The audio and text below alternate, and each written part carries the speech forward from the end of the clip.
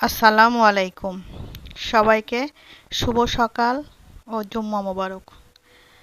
আমি আজ সকালে রুটি পরোটার সাথে যে ডালটা রান্না করতে হয় সেটা আপনাদের দেখাচ্ছি। আমি এইভাবে ডালটা রান্না করি।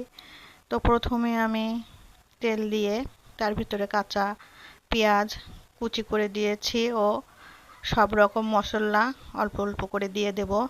আর দেওয়ার পরে এটা একটু ভুনে তারপরে ভাজা ভাজা হয়ে আসলে এটার ভিতরে আমি সিদ্ধ করে রাখা লবণ হলুদ দিয়ে ডাল দিয়ে দিচ্ছি। আর এই ডাল দিয়ে আমি একটু নাড়াচাড়া করে পরিমাণ মতো পানি দিয়ে দিব। আর পানি দেওয়া হয়ে গেলে এটার ভিতরে আমি সামান্য একটু চিনি দিয়ে দিচ্ছি। তো চিনি দেওয়ার পরেই আমি এটার ভিতরে একটু গুঁড়া দুধ দিয়ে দিলাম।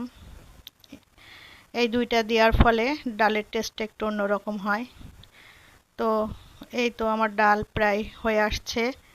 তারপর আমি এটাতে আমার গাছ থেকে তোলা দুইটা কাঁচামরিচ মাঝখান থেকে ভেঙে দিয়ে দিয়েছি। আর আমার ডাল রান্না প্রায় শেষ। তো রান্না শেষ হওয়ার পরই আমি এটাতে জিরা মরিচের গুঁড়া দিয়ে দিলাম। আর আমার সকালের নাস্তাও রেডি। অপূর্ব আজকে খেতে চাচ্ছিল না, তাই ভাত পরোটা দুইটাই রেখেছি। তো সবাইকে আবারও শুভ সকাল ও জুম্মা মোবারক। সবাই ভালো থাকবেন। আল্লাহ হাফেজ।